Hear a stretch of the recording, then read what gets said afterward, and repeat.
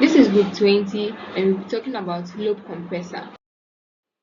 Table of contents, introduction, diagram of a Lobe compressor, parts of a Lobe compressor, detailed diagram of a Lobe compressor, principle for operation, diagram on the operations of a Lobe compressor, the first law of thermodynamics, how the first law applies to Lobe compressors, practical implications of the first law in Lobe compressors, advantages of Lobe compressor, conclusion.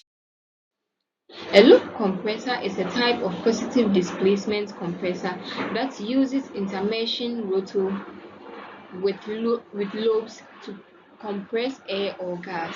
The lobe compressor is a very versatile and efficient positive displacement compressor that is widely used in various industrial applications. Industries like manufacturing, HVAC systems, food processing, and pneumatic tools use lobe compressors. This is a picture of how a lobe compressor looks like. Parts of a lobe compressor. Lobes. These are the key components that rotate and traps the gas, compressing it as they move, typically made from strong, durable materials to withstand wear and tear. Casing contains the rotors and directs the flow of gas being compressed. Its design ensures that the gas is trapped in pockets between the lobes and the compressed as the lobe rotates. Timing gears. These gears ensure that the two rotors rotate in synchronization, allowing them to mesh properly without interfering with each other. Inlet and outlet valves. The inlet valve allows air or gas to enter the compression chamber, while the outlet valve controls the release of compressed gas. Seals. This prevents leakage of air or gas from the compression chamber to the outside environment. Bearings. These support the rotors to allow smooth rotation. Cooling system. Compressing gas generates heat. Hence, a cooling system helps dissipate this heat and maintain the compressor's temperature within safe operating limits. This is a detailed diagram of a lobe compressor. We have the seals, the rotors, outlet ports, rotors shafts, inlet ports, cooler, as well as the bearings. Principle for operation. The two rotors rotate within a casing, trapping air or gas in pockets between the lobe and the casing. As the lobe rotates, the volume of each pocket decreases, resulting in the compression of the trapped gas or air. The gas is then discharged through an outlet valve. The rotor movement is powered by a motor, electric or other, that performs work on the gas, increasing its pressure and temperature in line with first law of thermodynamics. Diagram on the operations of the lobe compressor. We have the driver shaft, lobe, the casing, driven shaft. And this is a video on more of how the lobe compressor works. First law of thermodynamics.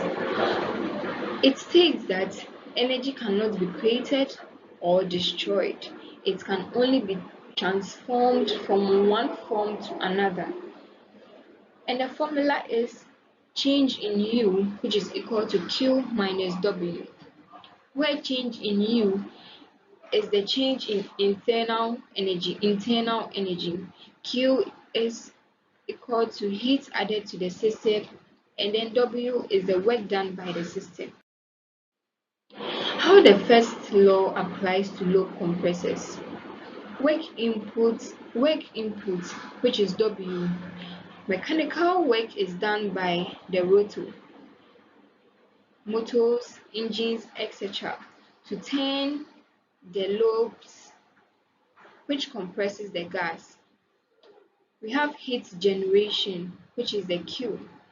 As the gas is compressed, the temperature increases, since compression leads to higher internal energy, resulting in heat generation.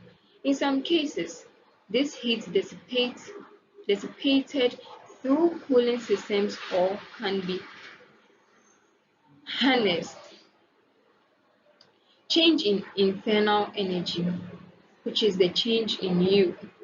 The internal energy of the gas increases as it is compressed due to work done on it. This manifests as increased pressure and temperature of the gas. Practical implications of the first law in Lobe compressors. Efficiency.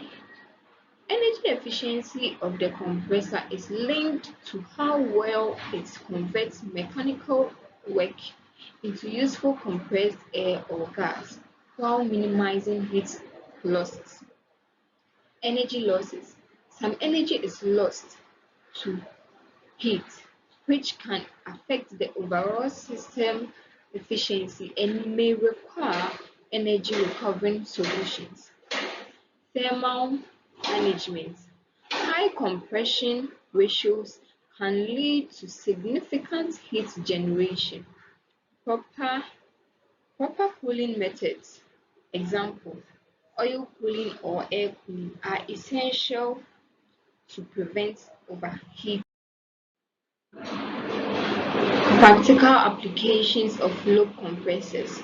1. Providing compressed air for tools in manufacturing, ensuring proper air circulation in HVAC systems, maintaining consistent pressure in pneumatic control systems. Advantages of lobe compressor.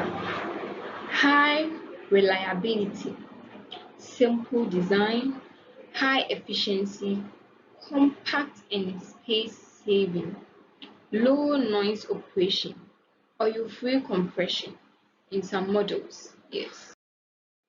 To conclude, the first law of thermodynamics is fundamental to understanding the operation of lobe compressors, where work is done on the gas, increasing its internal energy and often generating heat in the process.